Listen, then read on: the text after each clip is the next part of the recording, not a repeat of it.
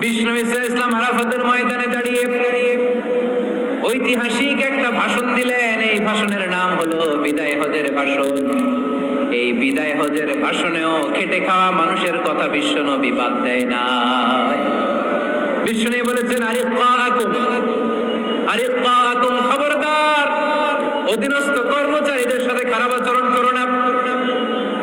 আতঈমুহুম মিম্মা তাকুলুন ওয়াকসুহুম মিম্মা তালবিসুন, খবরদার, মনে রেখো, তোমরা যা খাবে তোমাদের অধীনস্থ কর্মচারীদেরও তা খাওয়াবে, তোমরা যা পড়বে তাদেরও তা পড়াবে। বিশ্বনবী শেষ নিঃশ্বাস ত্যাগ করে যাওয়ার আগে যেই কয়েকটা কথা বলেছিলেন তার মধ্যে মেহনতি মানুষদের জন্য কথা আছে না নাই? বিষ্ণু ইসলাম যখন শেষ নিঃশ্বাস ত্যাগ করবেন তিনি বলেছিলেন, আসসালাত আসসালাত, উম্মতেরা, নামাজ নামাজ নামাজ ছেড়ে দিও না, নামাজ তরক করো না, নামাজ কাজা করো না।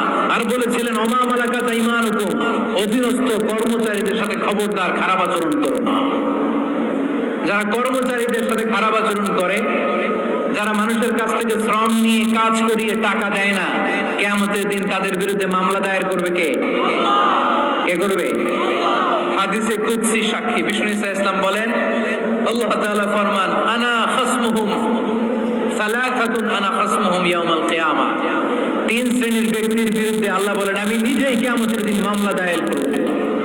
I will be against them in the day of judgment. Three categories of people I will be against them in the day of judgment. তিন শ্রেণীর লোক কিয়ামতের দিন তারা ছাড় পাবে না। আল্লাহ বলেন, আমি নিজেই তাদের বিরুদ্ধে মামলা দায়ের করব। এর মধ্যে এক শ্রেণীর লোক হচ্ছে রাজুলুন ইস্তাআজারা জিরান ফাসতাউফা মিনহু ওয়া লাম ইয়াতি আজরা। একজন শ্রমিক ভাড়া করে তার কাছ থেকে কাজ নিয়েছে কিন্তু তার পারিশ্রমিক আদায় করে নেই। এরকম আছে না নাই? দাপট দেখায়, দাপট দেখায় ইউনিভার্সিটির ক্যান্টিনগুলোতে। ইউনিভার্সিটির ক্যান্টিনে যে খায় মাগার বিল দেয় না, এরকম টাকায় আছে না নাই? চায়ের দোকানে চা খায় আগে পরে দিব, বিল দেয় না, আছে না নাই? দোকানে যে পণ্য কিনে বিল দেয় না, পরে দিব, আছে না নাই? কিয়ামতের দিন আল্লাহ করে মাস্তানি ছুটাবে, চিল্লা এখন ঠিক না?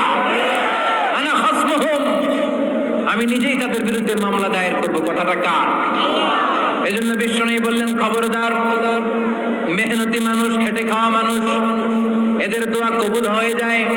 আতুল আজিরা আজরাহু ক্বাবলা আন ইয়াজিফা আরাকুহু, খবরদার, বিশ্বনবী বললেন, শ্রমিকের ঘাম শুকিয়ে যাওয়ার আগে তাদের পারিশ্রমিক দিয়ে দাও। বিশ্বনবীর বিখ্যাত হাদিস, আতুল আজিরা আজরাহু ক্বাবলা আন ইয়াজিফা আরাকুহু, শ্রমিকের ঘাম মাটিতে লাগার আগে, শুকিয়ে যাওয়ার আগে তাদের পারিশ্রমিক মিটিয়ে দাও। কেননা তারা যদি বদদোয়া করে তোমার জীবনকে জাহান্নাম বানিয়ে দিবে কে?